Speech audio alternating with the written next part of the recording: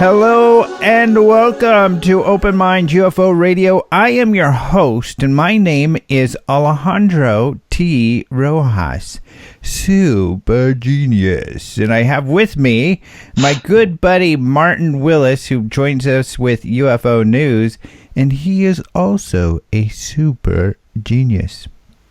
Wow.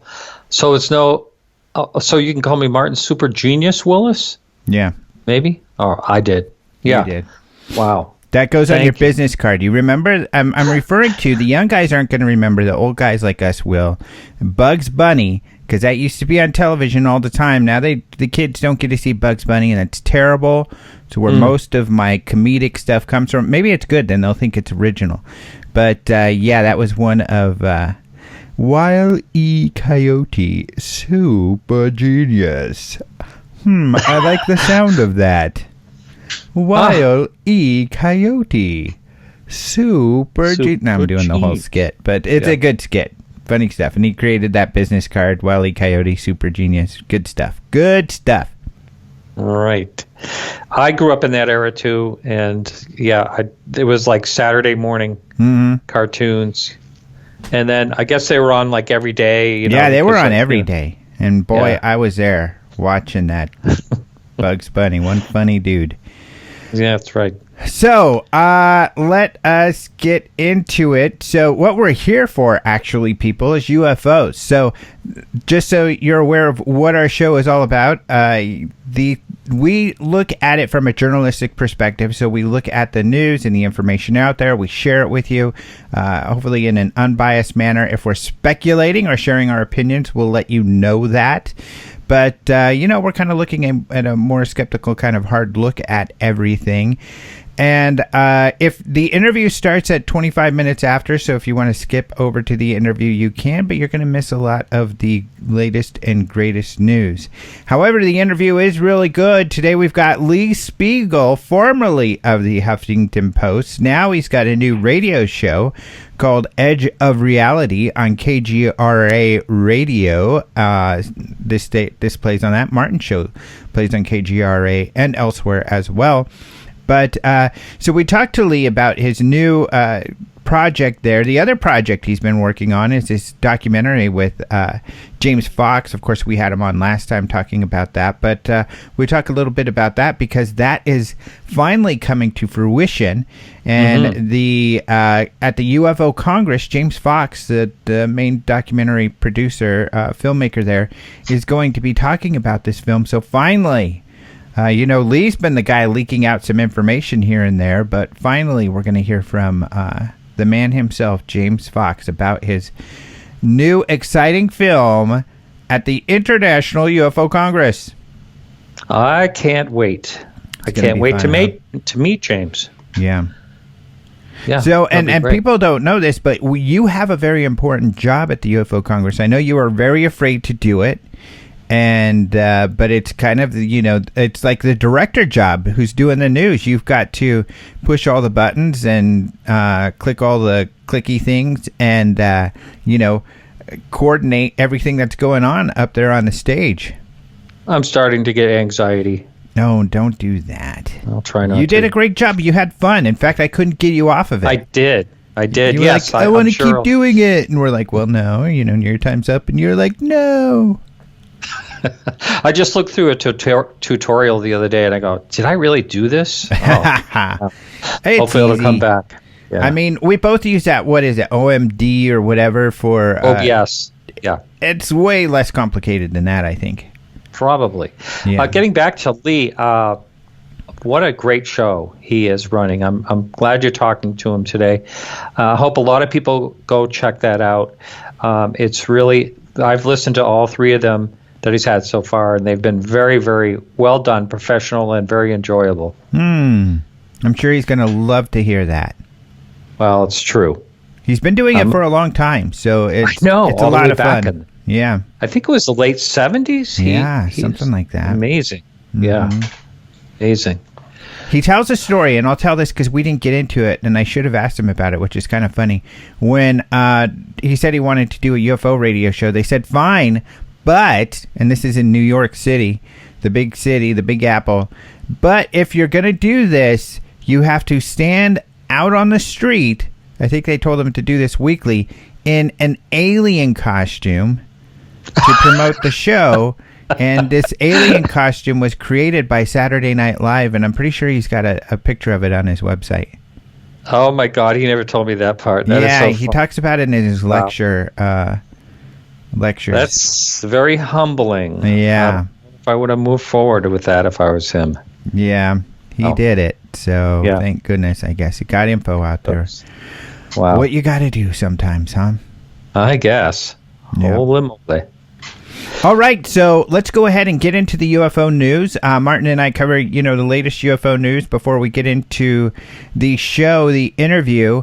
And so go ahead and start us off. What bit of news that you find on the front page of openminds.tv or elsewhere that you would like to discuss? Well, I'd like to talk. There's so much news out there about the Storm Area 51 event. And so Lincoln County plans an emergency declaration ahead of it, which I don't blame them. And I'll get into that, in the story. So this is basically through Las Vegas News Channel 3. And Lincoln County officials are moving forward with plans to sign an emergency declaration ahead of Storm Area 51 event scheduled for next month. The county's Board of Commissioners met Monday morning to discuss a pre-signing for the declaration and in anticipation of the September event, which is expected to draw as many as 30,000 people. Now, I've heard people throw out all kinds of numbers, maybe 50,000. I don't know. It might be one of those things where people will show up because it's just curiosity, wondering who else is going to show up and how big it's going to be. I think there'll be, I think it's possibly a lot larger. And the reason that they're having this emergency declaration, or they want to declare that, is because of the area. We've talked about this, you and I have before, there's no lodging there, and the closest town is Rachel, and I believe wasn't there like 100 people there or something? It's such a small town. So there's such a lack of resources, including gas and lodging, and of course food. And there's an inn there, but it's completely booked, of course. So I think people have to, and it's such a harsh environment. I mean, the temperatures even that time of year can still get really hot, and there is just, people really have to be very, very careful.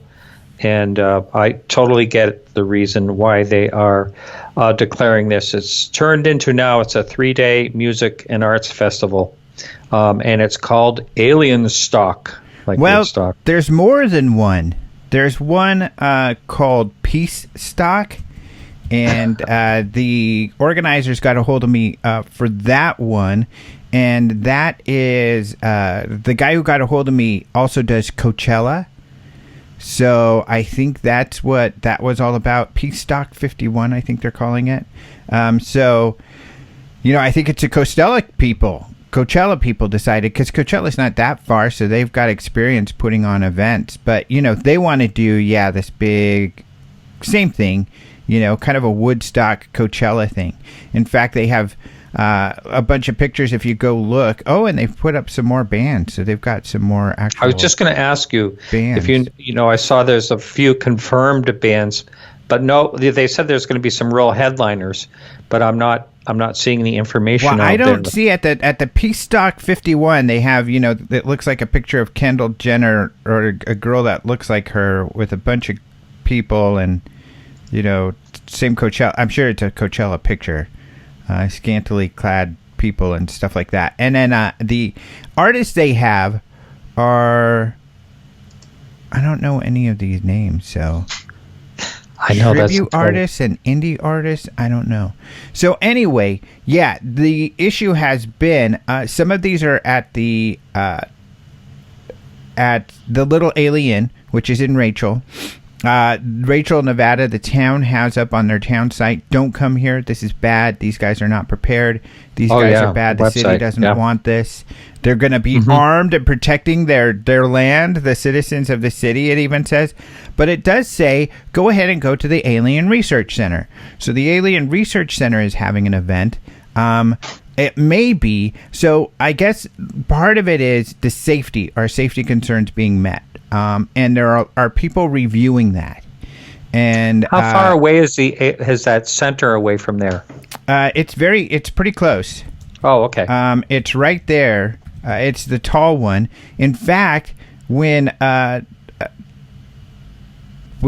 Travis and I were on the Area 51 with the Kardashians, we went there with them also. So that was near. It's one of the stops. Let's see. It's near Crystal Springs, so it's kind of that 375 highway.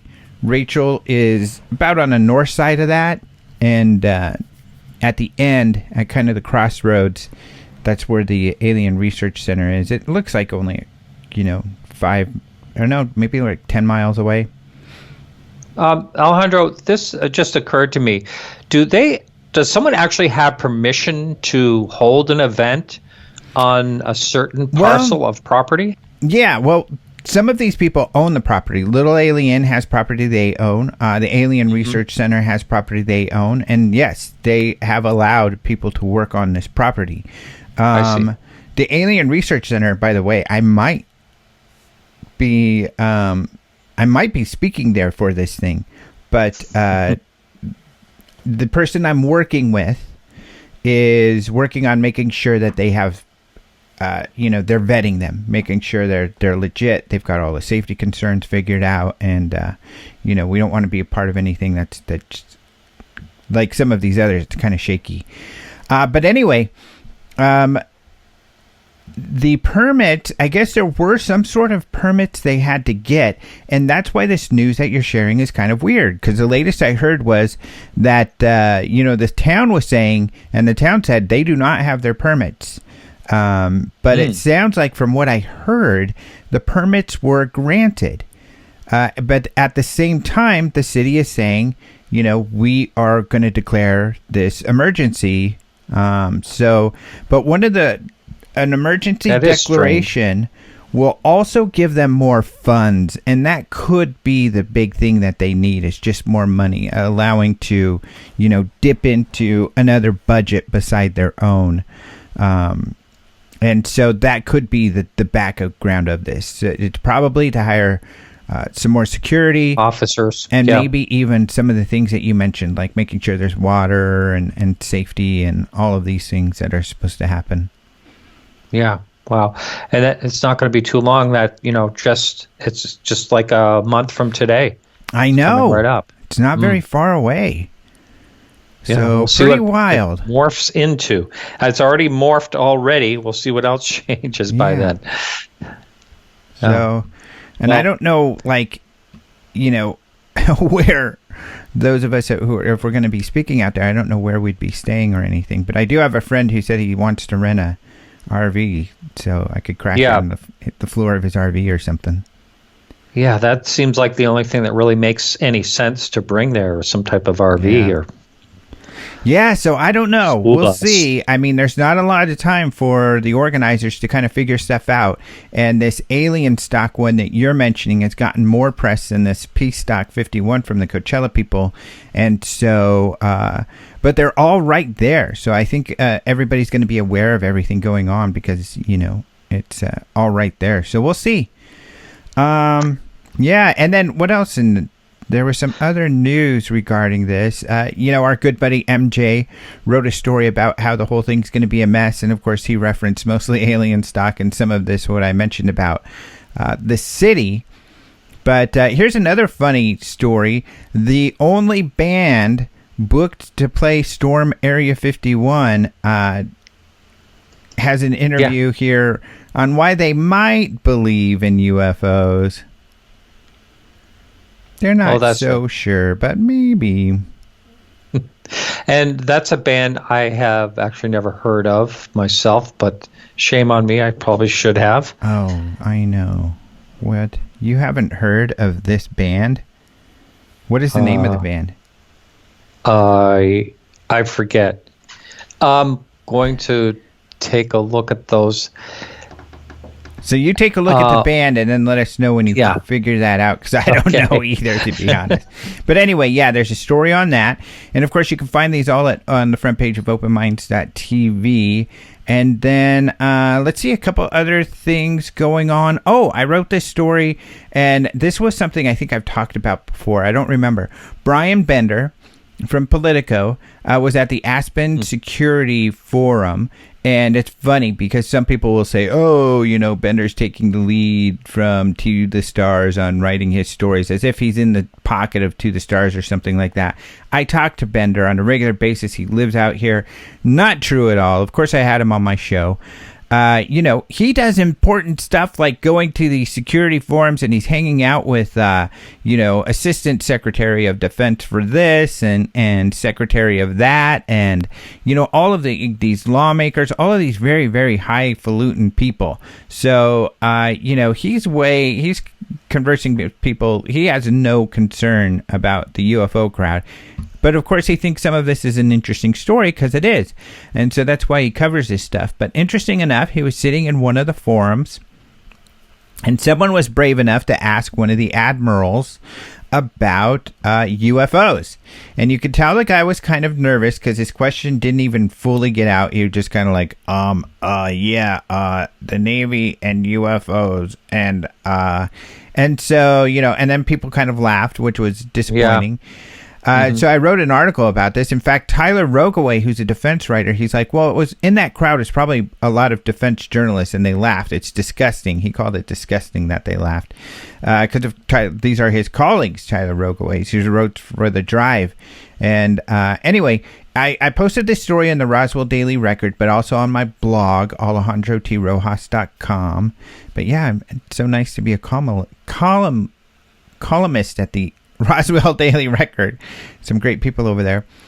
But yeah, I wrote about this, and so the guy's reply was more interesting than what it seems. He said that essentially, here's how Bender put it, that Admiral Phil Davidson responds that there is now a reporting process for these unexplained sightings, and says the encounters were during a finite period. So that's an interesting quote. The fact that the Navy... Yeah, finite. The fact that the Navy has new reporting process is something that Brian Bender himself broke as a news story. He was the one with that scoop. But so it's interesting this admiral knows about that, although, he's in the Navy, so that's not as surprising. But the finite period thing is something that is interesting. I asked Bender, what did he think that meant? And because my point was, the sightings, the two big ones that we know about that we know they were briefed on, it's because of the television show Unidentified is why we know they were briefed. And, of course, this is due to the work of To the Stars and Lou Elizondo. But those cases occurred in 2004 and then 2014 and 2015. Mm-hmm. That's not really finite. That's a large period of time. But what Bender's saying is that he thinks what they're saying is that these periods of times where they were sighting were like 2004 or 2014-15. They were during a finite period of time, here and there. I further wrote then about what Tyler Rogaway has been writing about, because Tyler Rogaway has been making a point that he agrees that it is a finite period of time and in certain places all around the United States. And furthermore, that in both of these cases, there was a new radar technology that was being deployed. So he's putting together these facts to say, okay, brand new radar technology. These all happened near the United States, off the coast, and, during a finite period of time. He's saying those ingredients point to human technology. Somebody, messing with them, and it's some sort of top secret technology that's very exotic. However, he's saying that's just one possibility, because there's also the issue that these technologies, of course, are far superior than other technologies we're aware of. In fact, one of his quotes is that he makes the point that we have to, with the reporting of these encounters, now realize that technology exists that is capable of performing flying maneuvers that shatter our perceptions of propulsion, flight controls, material science, and even physics. That's his quote. So it doesn't answer all the questions, especially the harder questions, but to him, it answers more. And what I find interesting is, if the admiral is saying this, something similar to what Rogaway has pointed out, maybe their investigation is also similar to Rogaway's, in that they are looking for and they see evidence that perhaps this is human technology. So I don't know. We have zero insight into the any Navy investigation into UFOs. I mean, certainly we now know, because this is the other story I wrote is on my blog. I'll get into this real quick, and I don't know if you've seen this. Some new emails were released this week regarding how those Navy UFO videos were released. And, there's some spin in everything, but I looked at those emails and I wrote up a summary to kind of clarify things for people.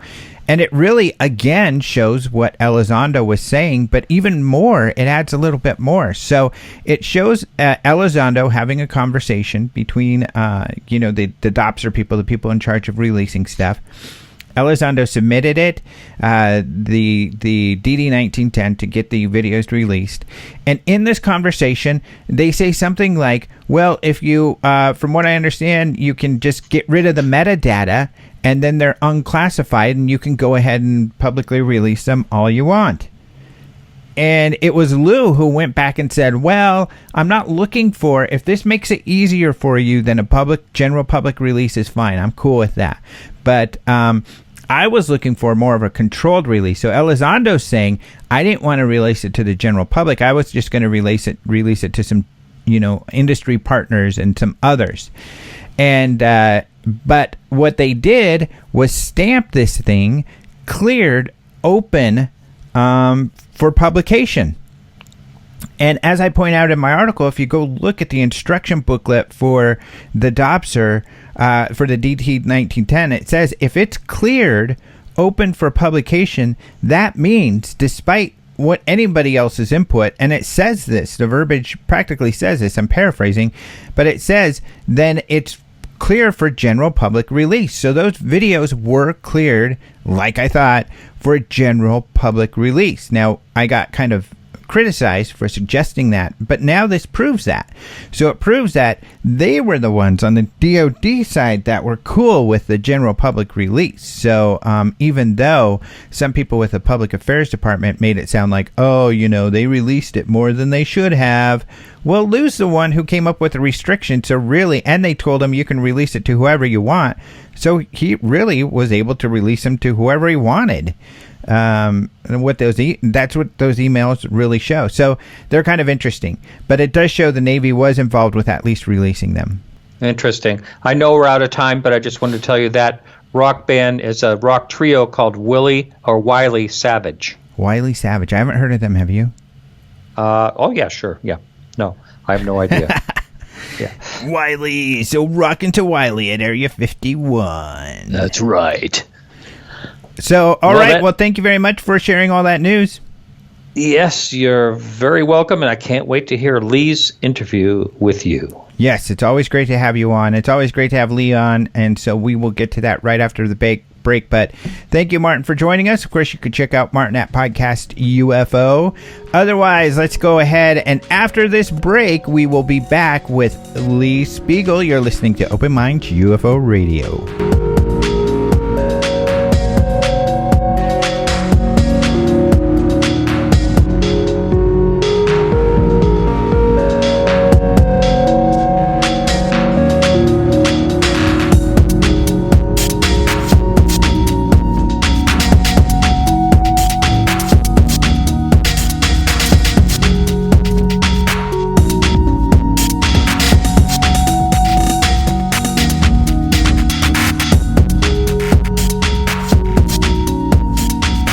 I am happy to welcome back to the show a dude who I feel hasn't been on the show in a while, although he might complain about that. He's been happily, probably by far, the guest I've had the most on the show, and that is the esteemed Lee Speigel. Hello, Mr. Speigel. Oh, thank you, Alejandro. I don't know. Do I prefer the word esteemed or dude? I have to think about that. How about esteemed dude? Esteemed dude.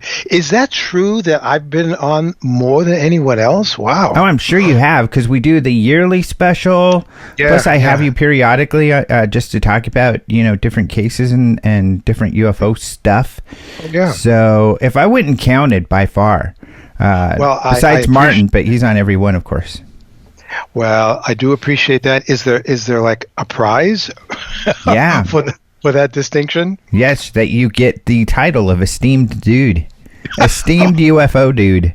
That's going to look so good on a t-shirt, I tell you. Yeah, that will. That'll be fun. So, you have been... Okay, last time we talked to you, you actually made some statements that were pretty controversial. At least maybe even got you in a little bit of trouble, I don't know. But because you were on... We were talking about what? Oh, I think it was the year-end. It couldn't have been that long ago. No, yeah, it was, because I remember that show in January. At one point, you asked me, Lee, what do you think is going to be the biggest story of 2019? Yeah. So I just automatically started talking about UFO metamaterials and fragments and, who's doing what and what could it possibly mean. And we were talking about it. And people out there who were either listening to the show or listened to a rebroadcast of it, and like UFO Joe, for example, who is a colleague of yours, and he likes to listen to programs of interviews and then go back and listen to the transcripts, and he likes to transcribe them and put them on his site, his blog, and make whatever his own comments are. And apparently he did that based on the conversation that I had with you and Martin about metamaterials, and it didn't get me into any trouble with the scientists who James Fox and I interviewed on camera exclusively about the work that they're doing. I didn't mention any names or where we did the interview, basically, which was in a very secret laboratory, and the amazing things that we saw at this location. I was very careful not to mention those kinds of details. And at the end of UFO Joe's analysis of that, he said something like, well, Spiegel didn't mention any of the specifics, but if I was going to bet, he's probably talking about blah, blah, blah, and blah, blah, blah. Okay, So when I then sent that blog to producer James Fox, he got really upset because he said, how could you let this information out? And I said, excuse me, James, if you go back and read this guy's article, I didn't let any information out. Be very specific before you jump on me. I was very careful. And then he calmed right down and said, yeah, okay, we're good. We're fine. Yeah, he was just shocked. Yeah, he didn't realize. And I think a lot of people don't realize, how much information is out there if you dig. And, of course, people like Joe are really good at doing that digging. Yeah, and that's what's so great about him. Yeah. But, and just so people are aware, I mean, that piece of information was just that you, and correct me if I'm wrong, okay. In this documentary, you will be covering some cases where they're going to be looking at anomalous materials, which I kind of like that phrase. This metamaterials has become popular, but it's so technical of a term. I think we have to be careful not to misuse it. So, and really what we're looking at is anomalous materials. But anyway, anomalous materials being analyzed by credible labs that are not related to the stars that are going to be part of your film.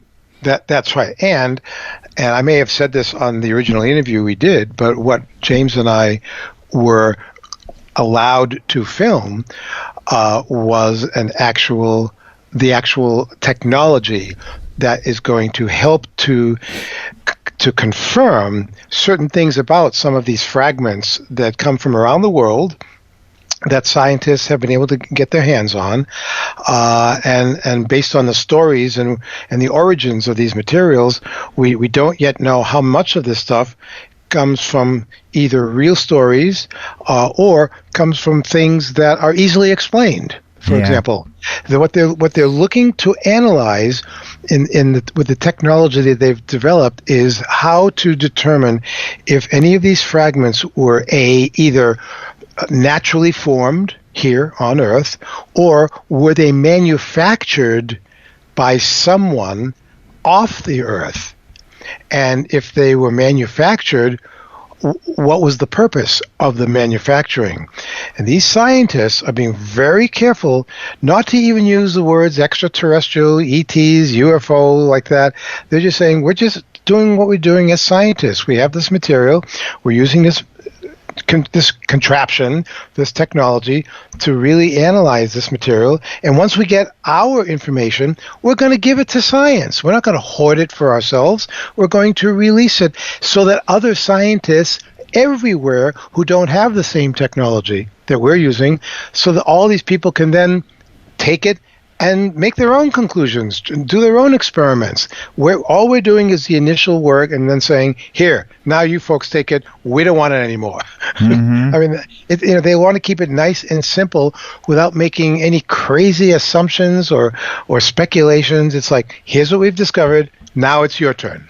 Really? And that's what's exciting, because that's exactly the way it should be done. That's the right way to do it. I think that, I know who you're working with, and because I've got to help with the production a little bit of this, and so I am privy to this knowledge. But the point is that they are people who are doing it right, and they have been very tight-lipped and careful about what they've said publicly. And I think you personally, know who these scientists are, so you can confirm that when I say they're legitimate, they are legitimate. Yeah, these are legit dudes. Yeah, exactly. But to the stars we've seen, there have been comments made occasionally, and I understand how it's hard, because people get so excited, but I think it's wiser just not to say anything, because sometimes when you throw stuff out there, people get excited and make assumptions. So, and that's probably why James didn't want information out either, but because that can happen. But it's so exciting that we're at this point right now to have these two different projects looking into this sort of thing. And I don't even know if it's just these two. I'm assuming that there are other places around the world that are doing this kind of work, because it's work. It's not just scientists here in the United States. There are scientists in many countries that would love to get their fingers onto this stuff. Now that it's no longer taboo to even talk about this stuff. Uh-huh. And our audience and some of the audiences of some of our few select friends are very lucky, because they have us to ferret this information out to share with them. I hope that that's true, because it's really important to make sure that the audience, or the people, the public in general, get their information from good places. Every time I do a presentation somewhere, one of the first things that I say to people is please don't get all of your UFO information just from watching Ancient Aliens. Please. Yeah. There are many places where you can go to, and I'll steer you into different directions of where you can continue beyond what I'm saying to you all here. You can go do your own research, do some legwork, so that tomorrow, around the water cooler, you'll be able to say something that'll make great, interesting water cooler conversation. Right. Exactly. And I guess when it comes to the film, now we know the name of the film now. It's called The Phenomenon. And we didn't know that before, early on, years ago, in its first incarnation. It was going to be called the 701, representing the 700 alleged, there's different numbers actually, but the 701, because this was said at one point, unexplained cases from Project Blue Book.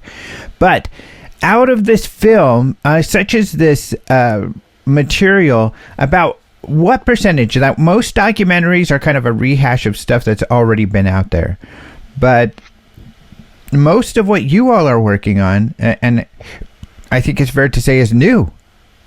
Yes, a lot of the stuff is new, and in fact, you and your audience at next month's International UFO Congress in Phoenix, you're going to get a nice little preview, because James Fox is one of your speakers, and he specifically he agreed to do that because he wants to talk about the documentary. He hasn't really done that very much at all, but now we're getting so close to finishing it and having it be released to the public by the end of this year.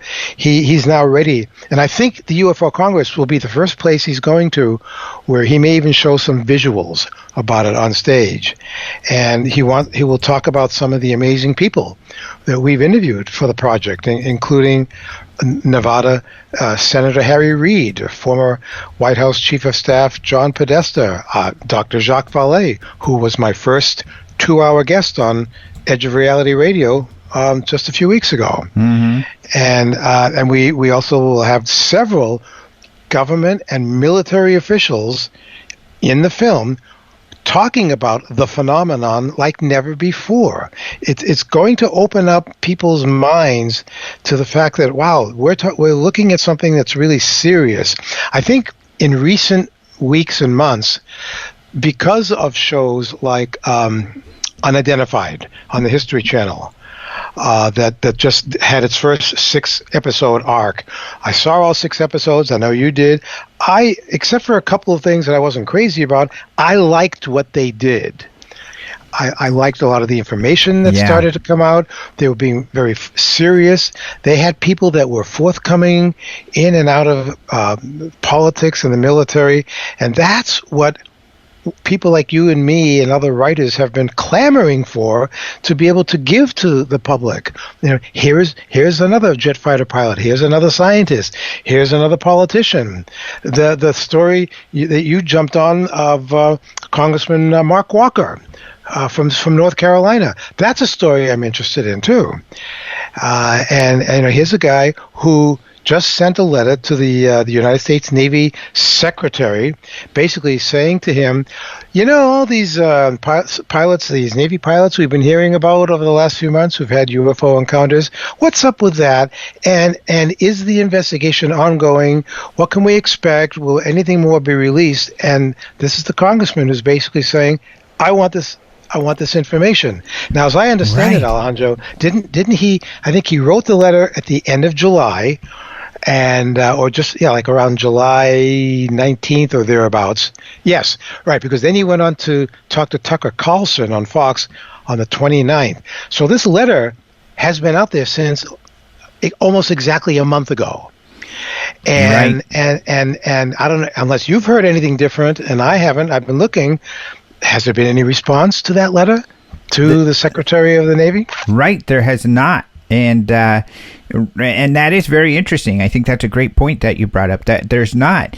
And I love this letter because it's so well written. I mean, whoever did that obviously did their homework, because that letter hit on, I think, if they would have called me up and said, hey, we're writing this letter, what would you advise we put in this letter? I don't think it would be much different in the way that they put it together. A couple things that they get exactly clear, but Because they even called out, hey, if this advanced aerospace threat identification program existed in the past, and you're saying you closed that program, that means that ever since you closed that program, you haven't been investigating these UFO cases that you say are so important. Why not? You should be doing that. Right. So it's kind of calling them out. Of course, Lou says the program does exist, so that's essentially causing them to say whether or not the program still exists, and they would have to admit it. Now,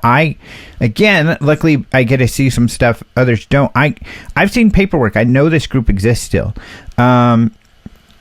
or at least I know things continued, and so that information will come out eventually. I'm sure it will. Just like more and more information comes out as time goes along about the background of the program.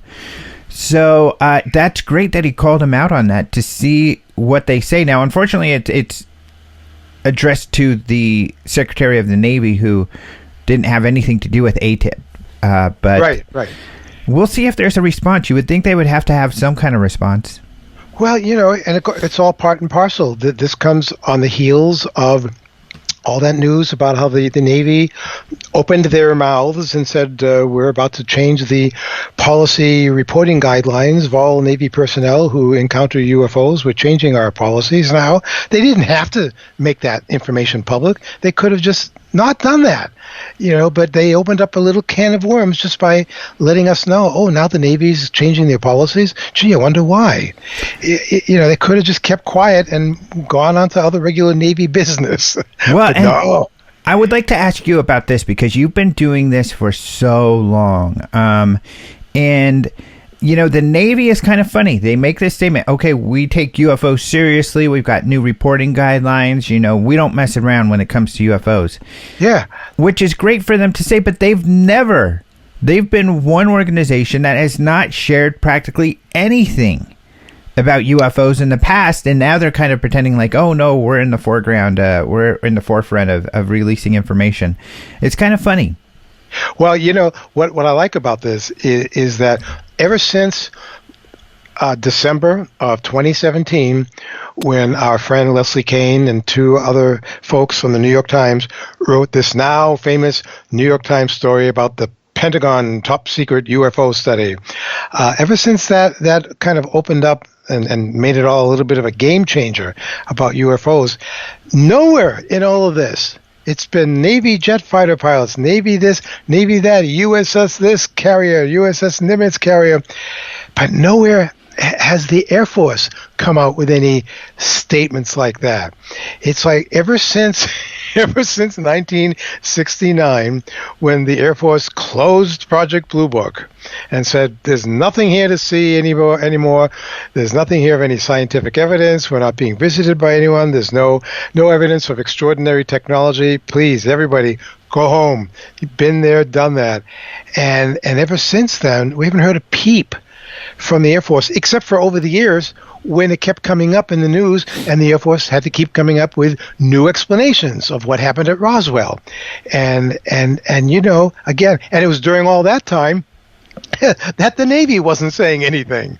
It was, here's the Air Force just denying, they were denying and denying it. And now all of a sudden, as you say, here's the Navy coming out with this information, but where's the Air Force?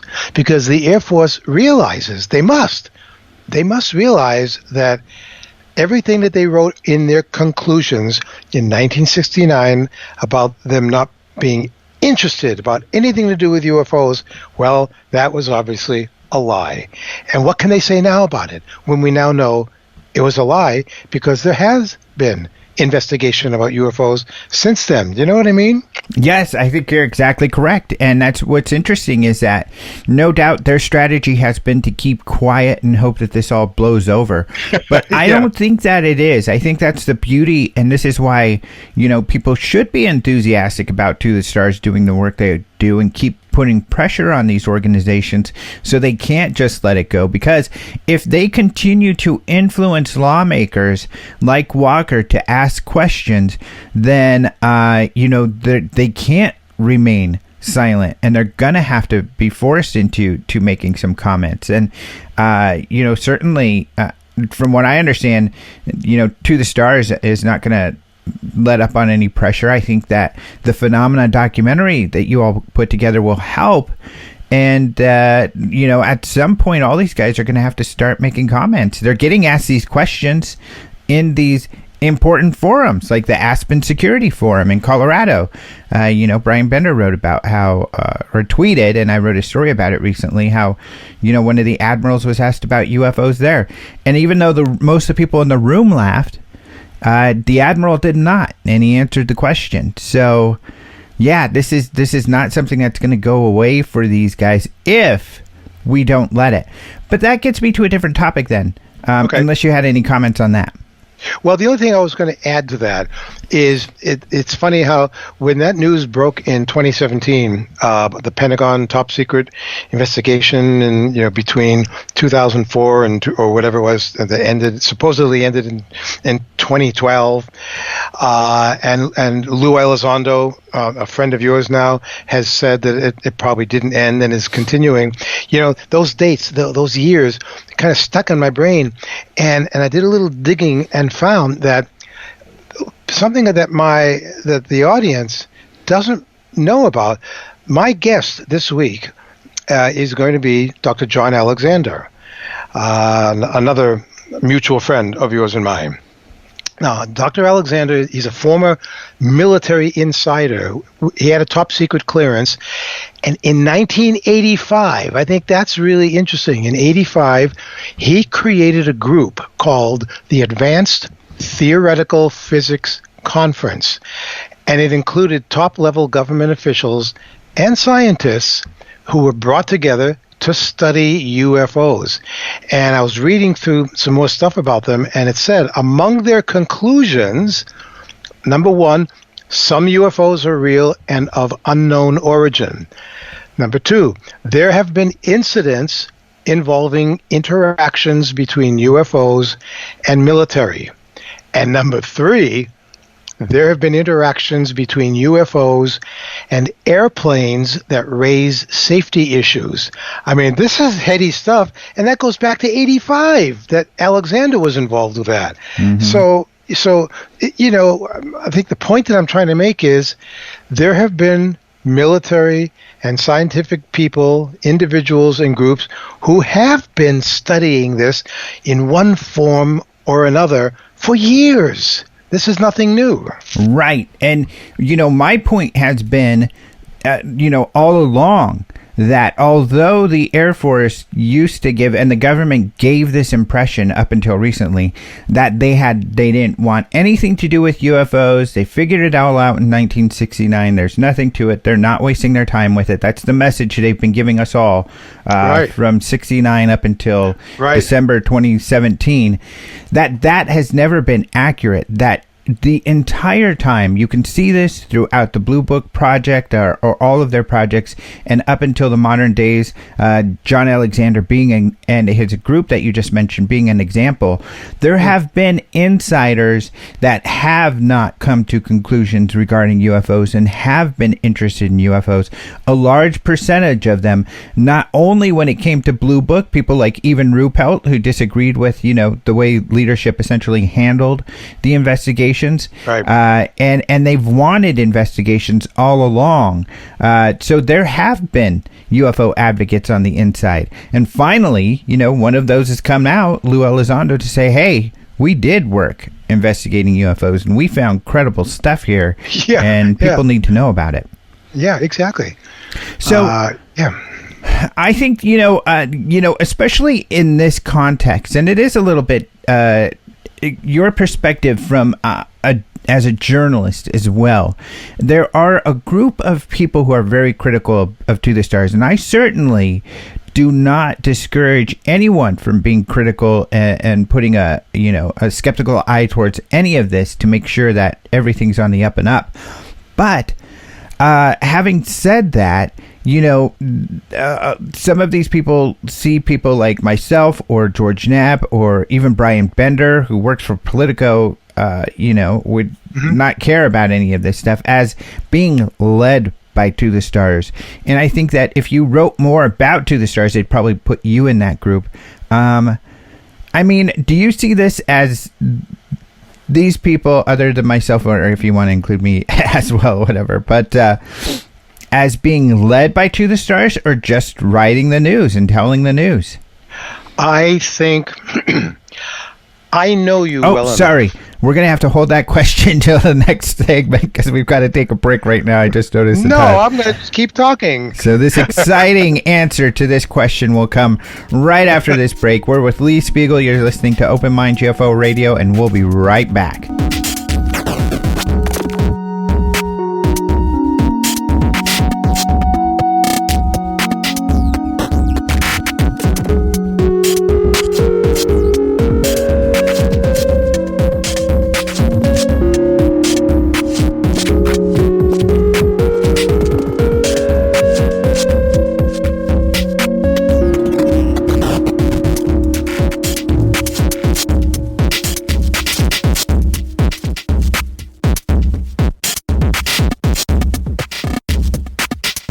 We are back with Lee Speigel, and we left you guys with a bit of a cliffhanger. I was asking Lee his thoughts, the coverage by those in the mainstream media who are covering To the Stars, like George Knapp and Brian Bender and Leslie Kean.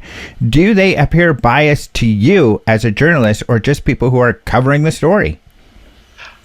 I think because of my relationship with you and my friendship, and also with George Knapp now, and I appreciate what you guys have done, or what Leslie Kean is doing. I believe that for the most part, you're not really giving us a line of crap of the things that you talk about or that write about. You're out there digging for information that you can just present in an unbiased way. That's kind of what I'm trying to do too. In my premiere episode of Edge of Reality Radio a few weeks ago, I told the listeners right at the top that no matter what we explore on the show, and I gave them a list, whether it's UFOs, the search for extraterrestrial intelligence, strange creatures, ghosts and the possible survival of physical death, or out-of-body experiences, time travel, current research into human consciousness, whatever I bring to the table in this show, there won't be any room for ridicule of any kind. And I say to people, open-minded skepticism is always the first course of business, and that I would open the phone lines, so the audience can communicate with the guests and me. I want people to ask questions, offer their opinions, and tell us their stories. Now, I know, Alejandro, I think, is it at the top of your Open Minds site on Facebook, where you lay out the rules there of, we're not going to accept certain kinds of behavior on this website for anybody. In our Open Minds UFO news group, we have that. Yeah, and it's just the fact that you do that you're laying out these rules and regulations of, if you want to participate in what we're trying to accomplish here, then you're all welcome. But the moment you start going off the deep edge and start ridiculing people or making fun or doing any kind of slander, that's not what we're about. Yeah. And so you don't slander people. George Knapp doesn't slander people. I don't believe Leslie Kean has. My good friend James Fox, and you and I know other writers in the field who I could say that about. And there are others out there who have these ongoing YouTube and online websites, and they're always adding things every single day. Pictures, videos, speculation. Oh, what's that thing in the distance near the Martian rover Curiosity? Must be a Martian tower. Or we see these every day, and those are the people. And I'm not naming any names because I don't have to. It wouldn't be appropriate. I'm just saying there's a lot of stuff out there that's being put out there by people who don't care about the truth. They only care how many hits they get and what can they possibly sell in their store. Yeah, exactly.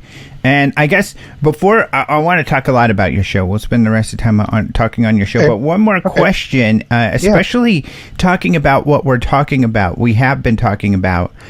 I don't think it's wrong for people that are into UFOs and the topic to root for To the Stars or myself, because I admit that I do. I as a journalist, I take my responsibility very seriously to keep an eye for the truth and to expose and share information, no matter how uncomfortable it is, if it's a fact, and no matter who it is. That's our job as reporters. But it's just like NASA.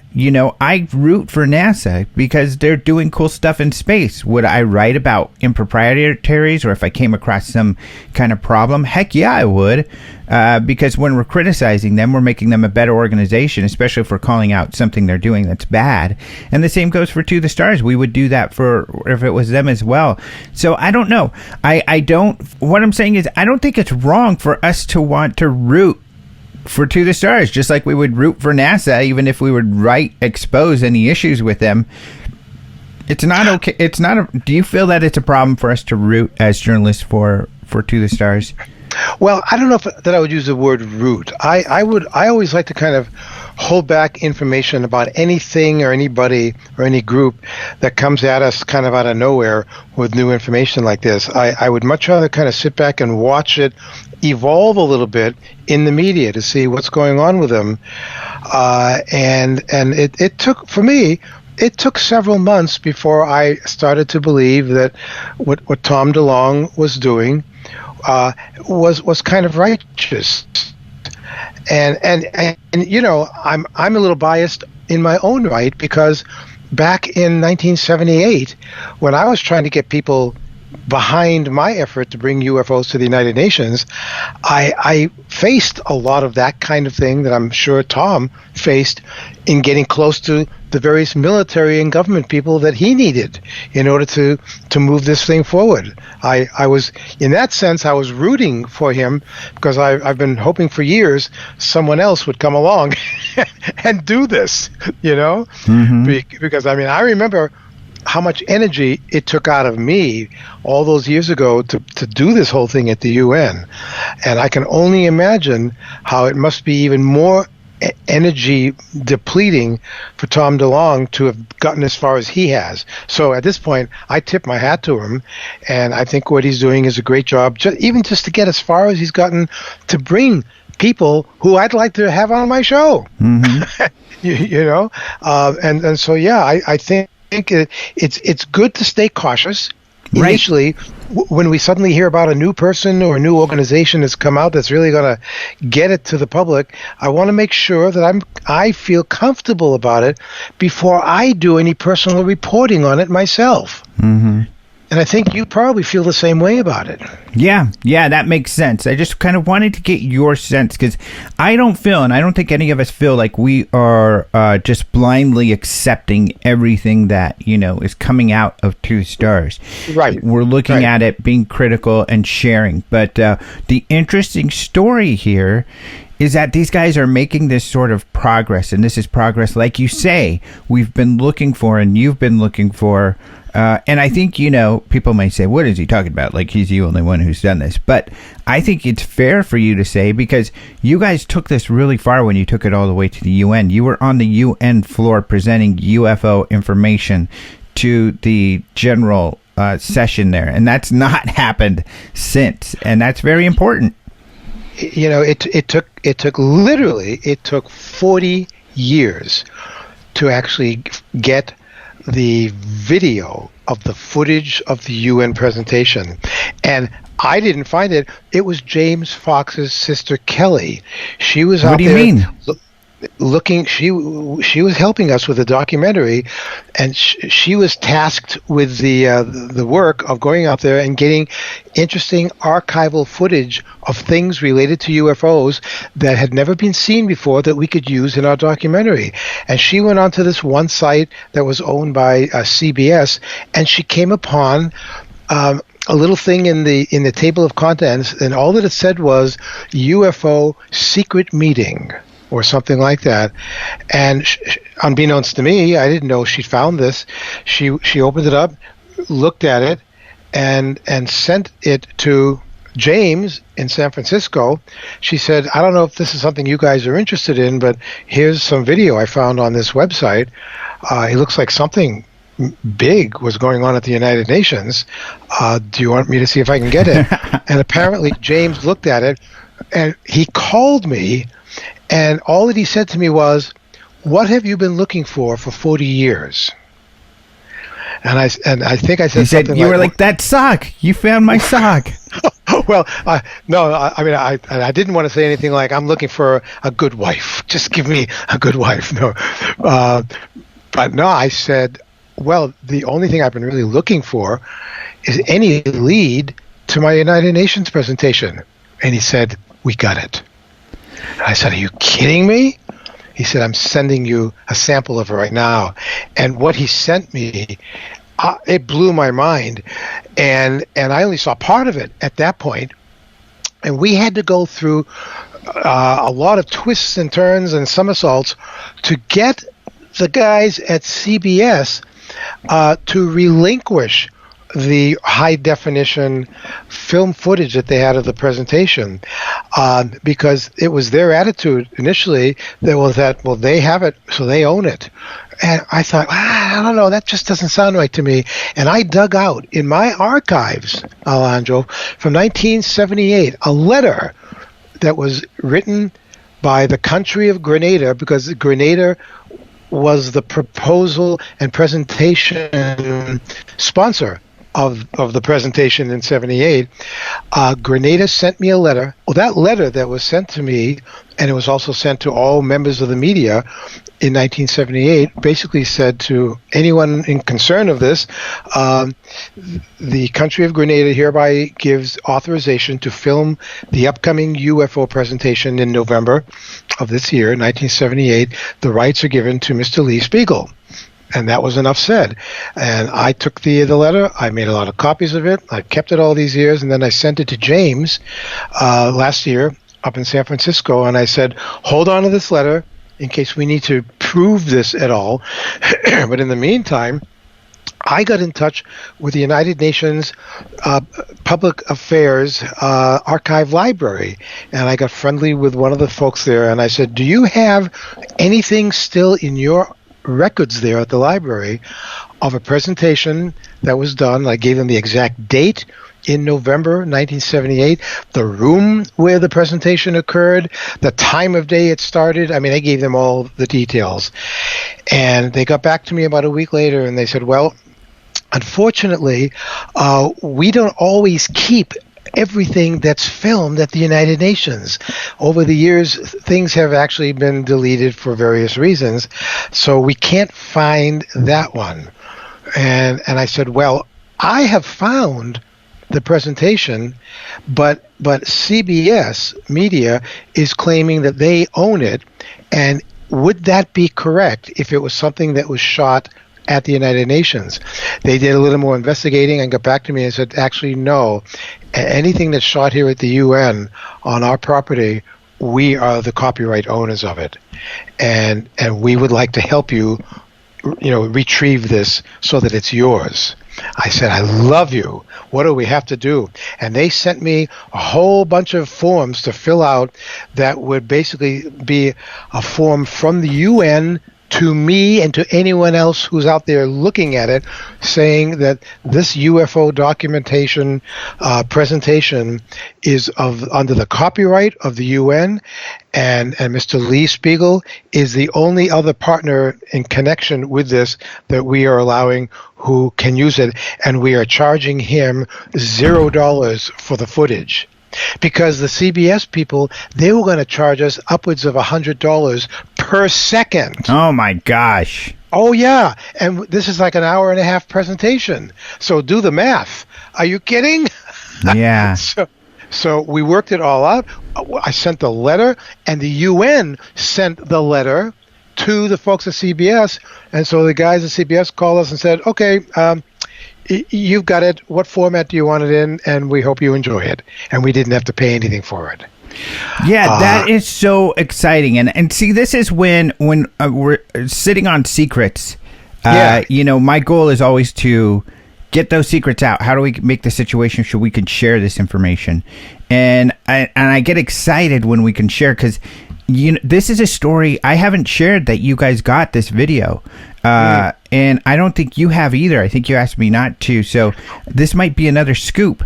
You might be right. We decided we were just going to wait, and we're going to show portions of it in the documentary, because we can't show an hour and a half presentation because we only have a few minutes at the most to use. So I've been discussing with James, and we're kind of tossing around the idea of making it maybe as like an hour and a half special add-on feature to the documentary, if people want to see. Which you definitely should, or provide it some way. But I just want to kind of emphasize how important this is and how cool this is, because this footage has been lost to history up until now, and now you all have footage of this 1978 presentation you gave on UFOs, where Dr. J. Allen Hynek was there, Jacques Vallee.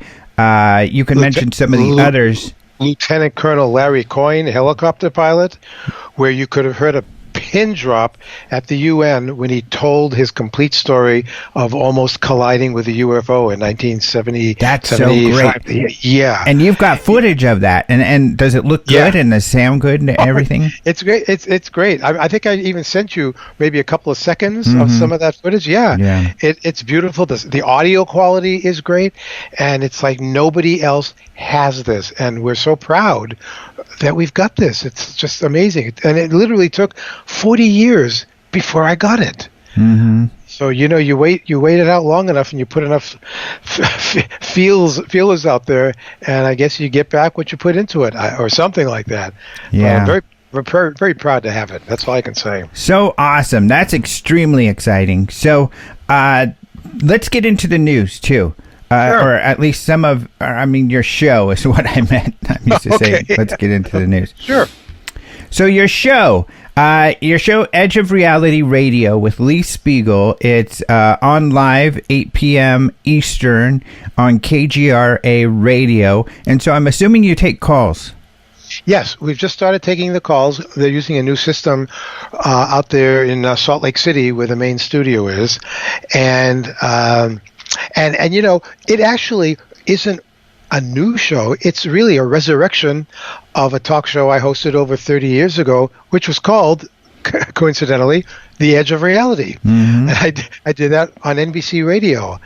And that even came about because when NBC heard that I was doing this UFO event at the UN, they asked me if I'd be interested in coming on the air every night to broadcast UFO reports. How could I say no? And that led me to being on the air with NBC for 8 years and ending my NBC career with Edge of Reality. So I'm so happy to be bringing Edge of Reality back now in the new format.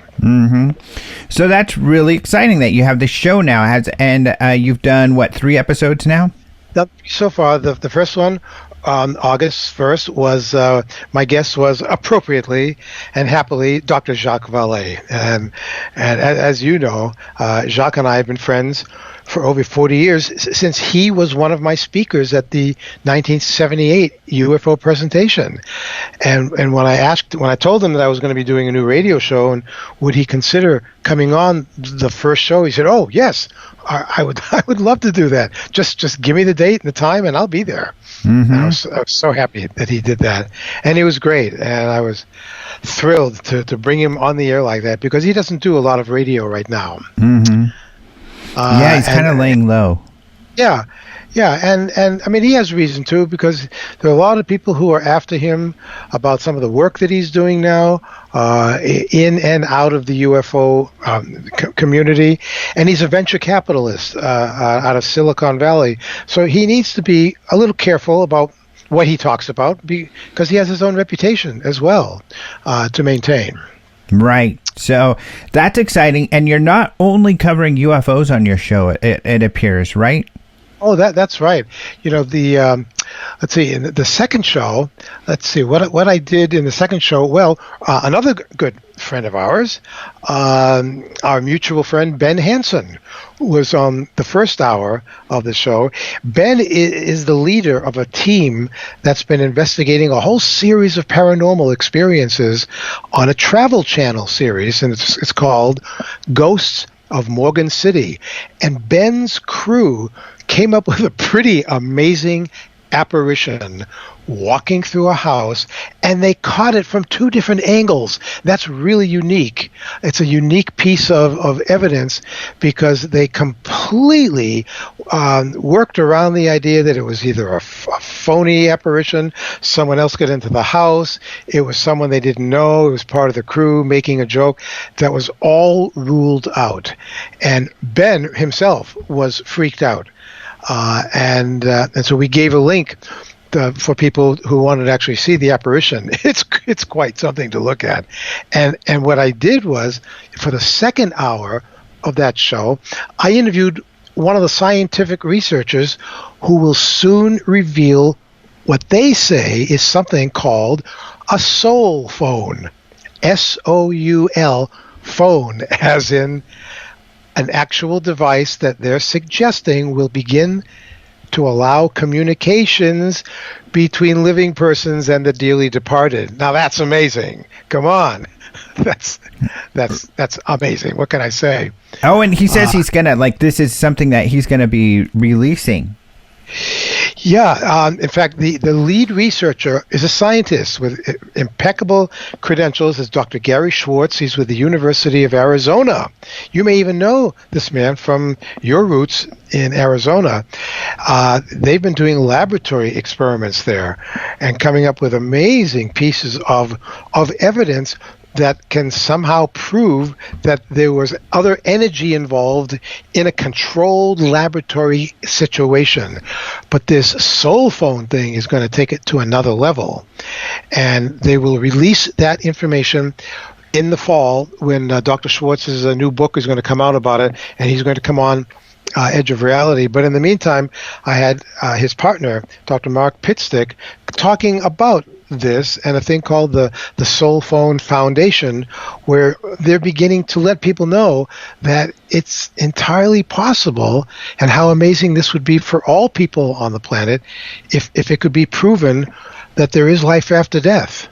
Yeah, I used to know a guy in Colorado who was working on this same sort of thing. He had a bunch of interesting stories. I forgot what they called it. The using technology to talk to the past. They had a term for it. But yeah, I knew a guy who worked on that sort of thing. And well, are you talking about the thing called EVP? It's electronic voice phenomena. Oh, okay. No, there was something else, trans something. I can't remember the name of it, but where they were building like soul phones, kind of like you're talking about. So. Yeah, I've said for years that, in my opinion, there are two topics that all humans, at some point in their lives, anywhere where they live, all humans wonder about the answers to one of two questions. One question is, are we alone in the universe? And what all that means. And have we been visited? Are we being visited? There's a big question. And the other question is, what happens at the point of death? Do we survive death? I can't think of any other topics, Alejandro, that people wonder about more in the scheme of things, you know? Mm-hmm. Yeah, that makes a lot of sense. Now, so how do you feel about this technology? Do you think that it's legit, or you're probably more like me? Well, it's like my attitude is like it was with Tom DeLonge and To the Stars. I know who these researchers are. I interviewed Dr. Gary Schwartz about 9 years ago for one of my Huffington Post stories when he was doing the early research. And he is a legitimate scientist. He has impeccable credentials. And so I'm holding off my feelings about this until the next interview. And it's not even the next interview. I would like to be somewhere where they may have a strong signal or a strong connection somewhere to get some voice communication. I mean, who wouldn't? Who wouldn't want to be there and hear something like this? This is like the whole ball of wax. Like it's like if a UFO literally landed on the White House lawn and we all knew about it. That's it. That's the end of the game. We are now welcome into the Galactic Federation. Yeah. It's very interesting. I am like you. I'm like, hey, these guys are legit. So if anybody's going to do it, it's going to be someone along these lines. But still, it's such a incredible claim that, we'll have to see, I guess. Absolutely incredible. And then last week, I had on a man who I hadn't interviewed in almost 10 years. And one of the very first books I ever bought when I started looking into UFOs way back in 1973, a book I bought called The Bible and Flying Saucers. And I just ate that book up. I thought the premise of the book was amazing. And not only because it was just another author, but the author, the Reverend Dr. Barry Downing, a retired Presbyterian minister who earned his PhD at the University of Edinburgh in Scotland. Again, impeccable credentials we're talking here. And he's listed in Who's Who in Theology. It's like when you get people like this who are brave enough to put some ideas down of what they think based on research they've done over many years, I'm one of those who wants to hear about their research. Yeah. I'm not going to just listen to anybody else who I've never heard of before.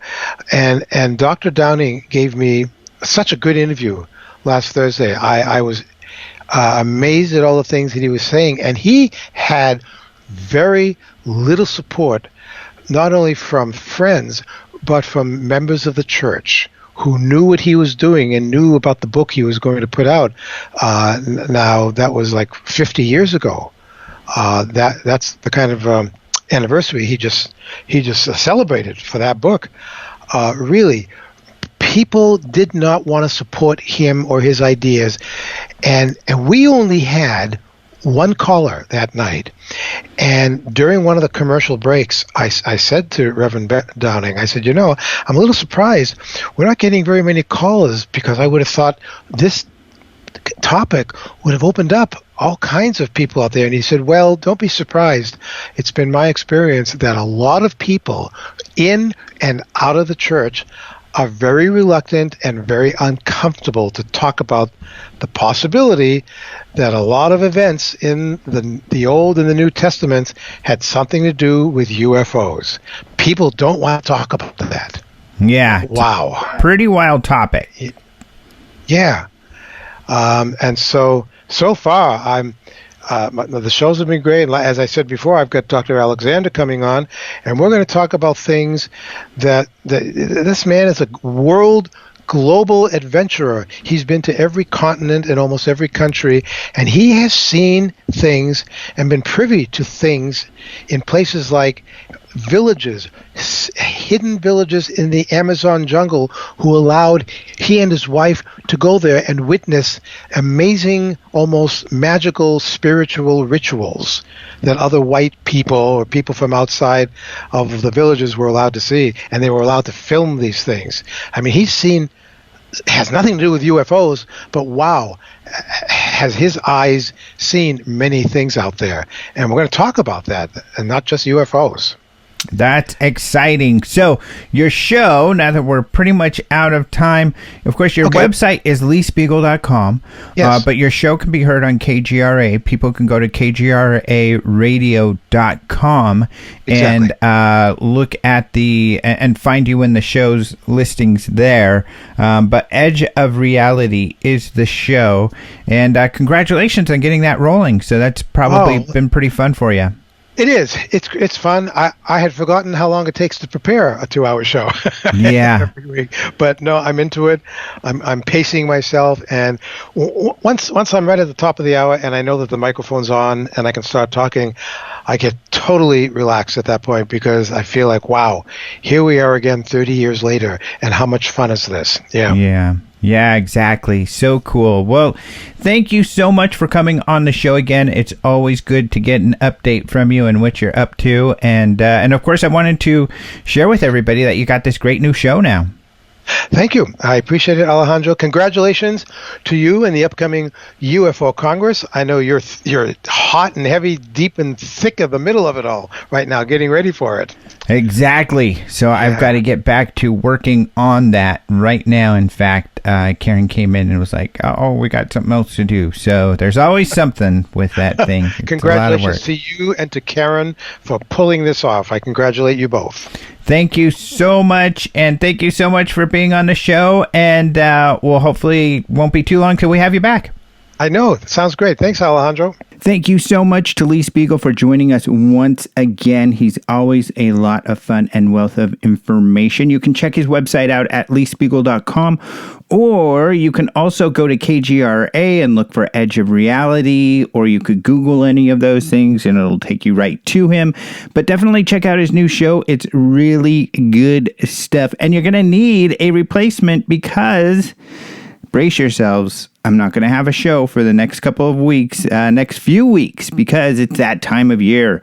It's the International UFO Congress, and as many of you know, I'm usually too busy with the conference to do podcasts for the couple weeks before. So you're just going to have to hold tight, or go ahead and go to ufocongress.com, get your tickets, and come join us at the Congress. It's that easy.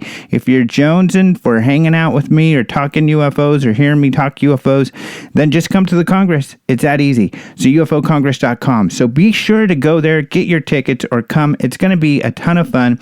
And a lot of what we talked about on the show was the Phenomenon documentary.